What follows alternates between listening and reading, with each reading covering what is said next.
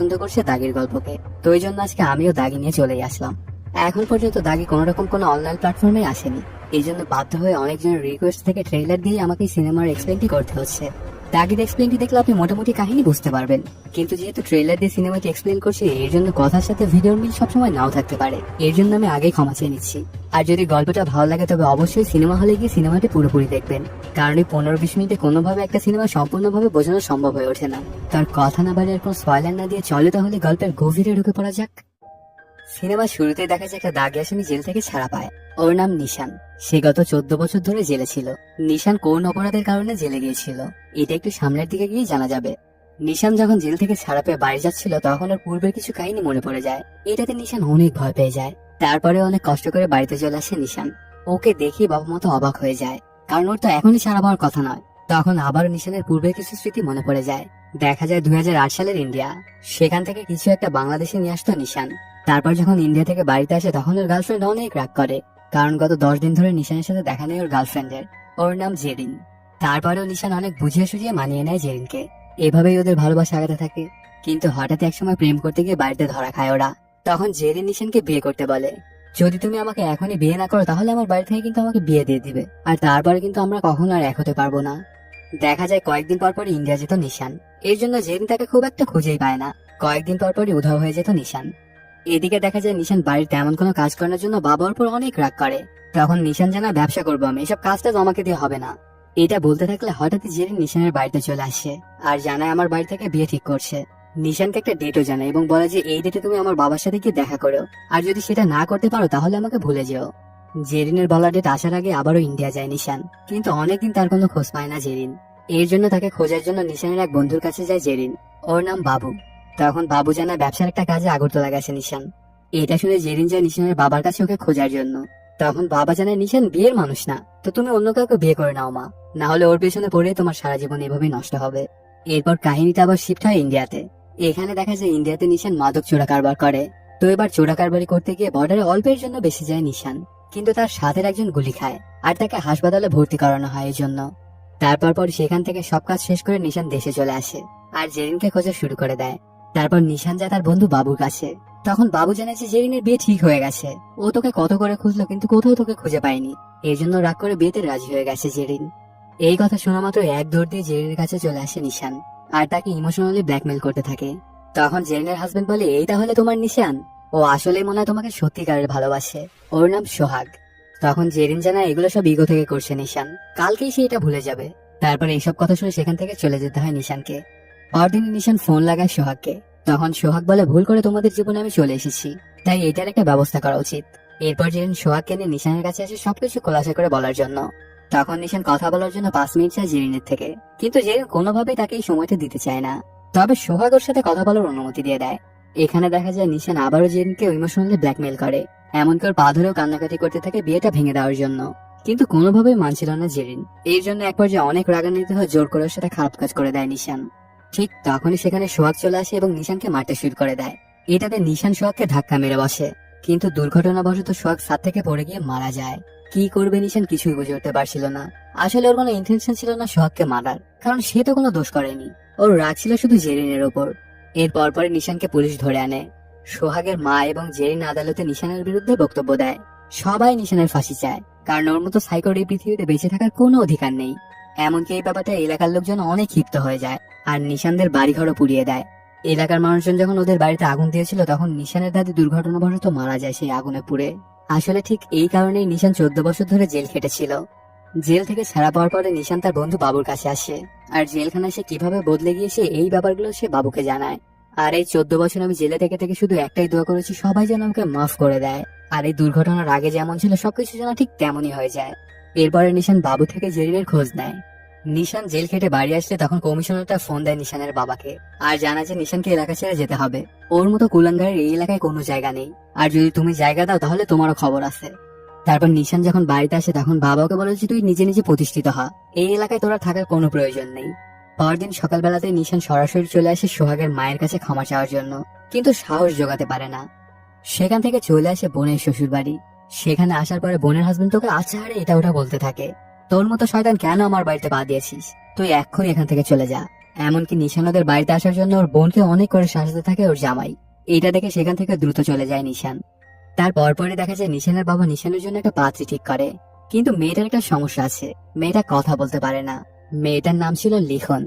তখন নিশান গিয়ে লিখনের সামনে বলে, আমি কিন্তু মার্ডার কেসের আসামি, 14 বছর জেল খেটে তারপর আমি বাইরে এসেছি, তাই প্লিজ তুমি এমন ভুল করো না। কিন্তু মেয়েটার কেন জানি ভালো লেগে যায় নিশানকে। তার পরপরই দেখা যায় নিশান একটা সুপার শপে একটা কাজও পেয়ে যায়। আর ওই মেয়েটা প্রায় প্রত্যেকদিন আসতো নিশানের সাথে দেখা করার জন্য। আর সেখানে এসে মেয়েটা টেক্সটের মাধ্যমে জানায়, আমি আপনার সব অতীত জানি, আমারও আরেকটা জায়গায় বিয়ে হয়েছিল, সেই ছেলেটা অনেক টাকা লোভী ছিল, টাকা নিয়ে পালিয়ে গেছে, এই জন্য আপনাকে বিয়ে করতে আমার কোনো সমস্যা নেই। এরপর থেকে নিশানের ওর ওপর একটু একটু মন লাগতে থাকে। ওরা দুজনে একসাথে ঘোরাঘুরি করতে থাকে। কিছুদিন এভাবেই কেটে যায়। হঠাৎ একদিন নিশানের বস তাকে ফোন করে। আসলে নিশান আগে যার সাথে চোরা কারবারি করতো, সে ফোন দিয়ে নিশানকে বলে যে সমস্যা নেই, তুমি আবার কাজে ফিরে আসো। তখন নিশান জানে আমি এভাবেই ভালো আছি, আমি আর ওইসব খারাপ কাজ করবো না। সেখান থেকে ওনার সাথে কথা বলা শেষ করে সুপার শপে এসে পৌঁছে নিশান। এখানে আসতে একটা শক খেয়ে যায় সে, ওর চাকরিটাও চলে গেছে।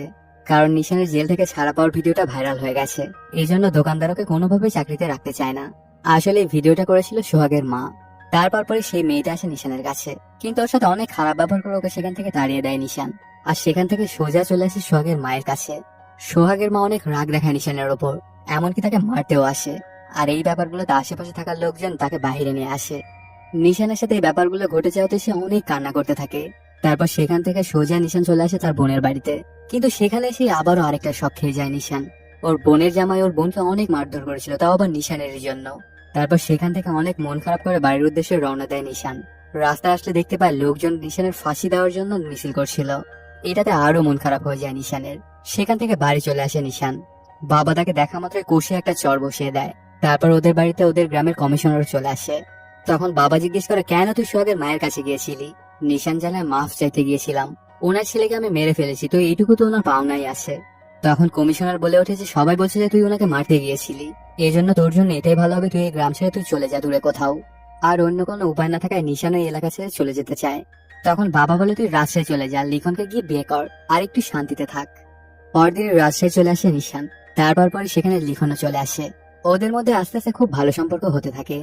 এমনই একদিন ওরা দুজনে ঘোরাঘুরি করার পরে নিশান দূর থেকে দেখতে পায় জেরিনকে। এটাতে সে অনেক অবাক হয়ে যায়। সাথে সাথে নিশান ফোন দেয় বাবুকে এবং জানায় যে জেরিনকে দেখলাম আজকে, ওর সাথে একটা মেয়েও আছে। তখন বাবু বলে, এখন তুই শুধুমাত্র লিখনকে নিয়ে চিন্তা কর, জেরিনকে নিয়ে আর তোর ভালো লাগবে না। কিন্তু নিশানের মতো শুধু জেরিনের দিকেই, তাই লিখনের বাড়িতে না ঢুকে খুঁজতে থাকে জেরিনকে। অনেক খোঁজাখুঁজি করতে থাকে নিশান, কিন্তু কিছুতেই সে পাচ্ছিল না ওদেরকে। একটা গলিতে যখন নিশান হাঁটছিল তখন হঠাৎই কয়েকজন এসে উঠিয়ে নিয়ে যায় ওকে। তারপর নিশানের যখন জ্ঞান ফিরে তখন সে দেখতে পায় তার আগের বস্তাকে উঠিয়ে নিয়ে এসেছে। ওর নাম রবি। এরপর নিশানকে রবির বাড়িতে নিয়ে আসলে সে দেখতে পায় ওই পিচ্চি মেয়েটাকে, যাকে সে জেরিনের সাথে দেখেছিল। এটা দেখে অনেক অবাক হয়ে যায় নিশান। তখন রবি জানায়, ওইটা আমার সৎ মেয়ে, আমারও একটা ছেলে আছে। ঠিক তখনই সেখানে এসে পৌঁছে জেরিন। তখন নিশানের আর বুঝতে বাকি থাকে না যে রবি জেরিনকে বিয়ে করেছে। এটাতে অনেক বড় শক খেয়ে যায় নিশান। তারপর পরে নিশানকে ফোন দেয় তার আগের বস রঞ্জিত। তখন সে বলে, রবি আমাদের সাথে বিশ্বাসঘাতকতা করেছে, এমনকি তোর সাথে বিশ্বাসঘাতকতা করেছে, তোর জেরিনকে বিয়ে করে নিয়েছে। তো এখন থেকে শুধু তুই আমার হয়ে কাজ করবি, আর তোর যা যা লাগে আমি সবকিছু দেবো তোকে। তোর মূল কাজ হবে রবির সাথে থেকে তুই সবকিছু আমাকে জানাবি। এই বাড়িতে যেহেতু জেরিন আছে এই জন্য রবির জন্য কাজ করার জন্য রাজি হয়ে যায় নিশান। প্রায় প্রত্যেক দিনই সে লিখনের সাথে দেখা করতো, আর ওর সাথে দেখা করে তারপরে চলে আসতো রবির বাড়িতে। এমন দেখতে দেখতে হঠাৎ একদিন জেরিন বলে উঠেছে, তুমি এখান থেকে চলে যাও, তুমি এখানে কেন এসেছো, কোন মতলব নিয়ে? তখন নিশান বলে, ওইটা কি আমার মেয়ে? ওই ছোট মেয়েটার নাম ছিল কৌশলী। এর সাথে সাথে নিশান আরো অনেক প্রশ্ন করতে থাকে জেরিনকে, কিন্তু ওর কোনো প্রশ্নের উত্তর দেয় না জেরিন, আর এড়িয়ে যায়। আর জানায় এটা সোহাগের মেয়ে, আর সোহাগকে তুমি মেরে ফেলেছো। তুমি এখানে আরেকটু সময় থাকলে কিন্তু আমাদের মেয়েকেও সবকিছু বলে দেবো আমি, তো তোমার জন্য এটাই ভালো হবে যে তুমি এখান থেকে চলে যাও। কিন্তু নিশান বলে, সোহাগের মৃত্যুটা শুধু একটা অ্যাক্সিডেন্ট ছিল, আমার কোন রকম কোনো ইন্টেনশন ছিল না ওকে মারার। তারপরে জেরিন ওর কোনো কথাই শোনে না আর ওকে এখান থেকে চলে যেতে বলে। তারপর পরে রবি নিশানকে জিজ্ঞেস করে যে রঞ্জিত কি তোমাকে ফোন করেছিল? নিশান বলে, না, আমাকে ফোন কেন করবে? তারপরে রবি একটা প্ল্যান করে বসে, আর নিশানকে ব্যবহার করে রঞ্জিতের সাথে তার সব সমস্যা সমাধান করে নিতে চায়। আর এই জন্য নিশান রঞ্জিতকে ফোন লাগায়। এরপরে রবি রঞ্জিতের সাথে কথা বলে এবং ওকে বাংলাদেশে আসতে বলে সবকিছু ঠিক করে নেওয়ার জন্য। ওইদিকে জেরিন রবিকে জিজ্ঞেস করে যে নিশান এখানে কেন, ওকে তুমি এখানে কেন এনেছো? তখন রবি বলে যে কৌশলের বাবা নিশান কিনে এটা জানার জন্য ওকে আমি এখানে এনেছি, কারণ তুমিও জানো না যে আসলে কৌশলের বাবা কে। তারপর আর কথা না বাড়ে সেখান থেকে চলে যায় জেরিন। পরদিন সকালবেলাতে কৌশলী সাইকেল চালানো শিখছিল, আর এই ব্যাপারটা দেখে নিশান এসে ওকে হেল্প করতে থাকে। ওরা দুজনে অনেক মজমাস্তি করছিল। ঠিক তখনই সেখানে রবি চলে আসে এবং কৌশলীকে সাইকেল চালানো শেখানোর নাটক করতে থাকে, কিন্তু আসলে সে কৌশলীকে ব্যাড টাচ করছিল। কিছুক্ষণের মধ্যে ব্যাপারটা বুঝতে পারে নিশান এবং ওকে থামায়। এরপর থেকে কৌশলীকে স্কুলে নিয়ে যাওয়ার দায়িত্ব পড়ে নিশানের কাঁধে। তখন নিশান ওকে স্কুলে নিয়ে যেতে থাকলে বিভিন্ন কথাবার্তা জিজ্ঞেস করতে থাকে কৌশলী। তারপর নিশান কৌশলীকে একটা বাঁশি কিনে দেয় আর বলে, এটাতে তুমি ফু দিলে আমি চলে আসবো তোমার কাছে। তারপর সেদিন কৌশলীকে নিয়ে চলে আসে নিশান। তখন জেরিন বলে স্টাফরা বাড়ির বাইরে থাকে, ঘরের মধ্যে ঢোকার কোনো পারমিশন নেই। তারপর আবারও জেরিন নিশানকে সেখান থেকে চলে যেতে চায়। তখন নিশান বলে, আমার যাওয়ার কোনো রাস্তাই খোলা নেই। আর কৌশলী যদি তার মেয়ে হয়েও থাকে তারপরেও সে তাকে নেবে না, কারণ দাগী আসামির সাথে ভালো মানুষ থাকেও তাকে সবাই দাগী আসামি মনে করবে। আর এই জন্য আমার কেউ নেই, কারণ আমি দাগী।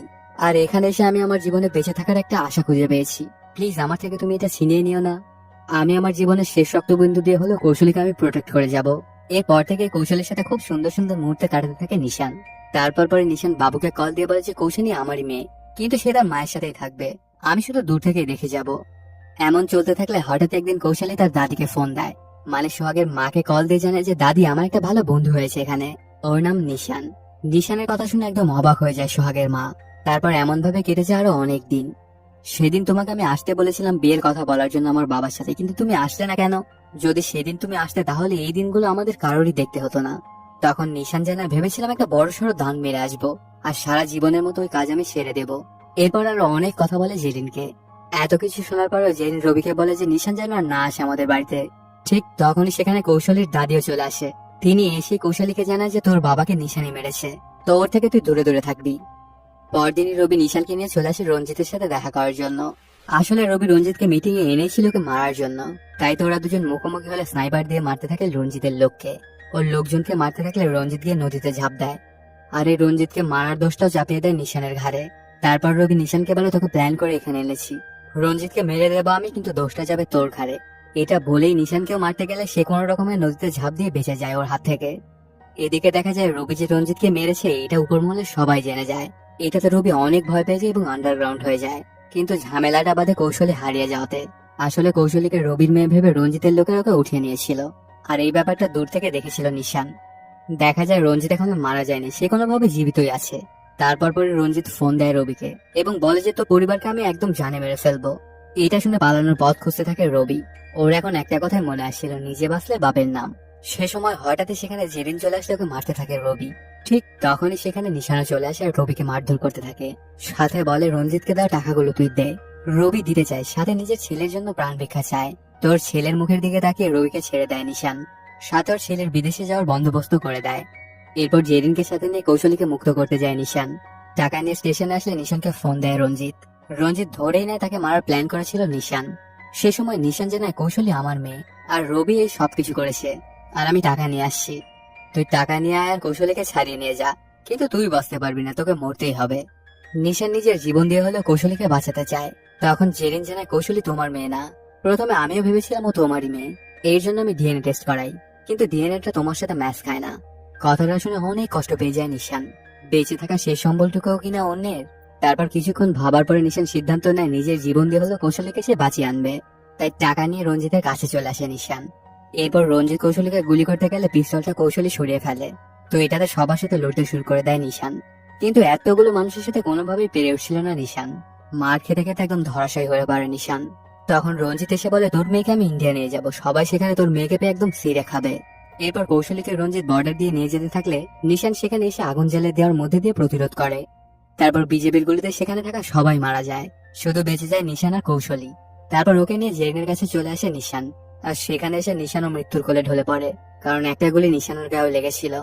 ঠিক মৃত্যুর আগ মুহূর্তে জেরিনের কাছ থেকে মাফ চাইতে থাকে নিশান, আর এটাতে অনেক ইমোশনাল হয়ে জেরিন ওকে মাফ করে দেয়। ঠিক তখনই সেখানে সোহাগের মা একটা ভ্যান নিয়ে চলে আসে। আসলে উনিও নিশানকে হাসপাতালে নিয়ে যেতে চাইছিল। এর মাধ্যমে বোঝা যায় সোহাগের মাও নিশানকে মাফ করে দিয়েছে।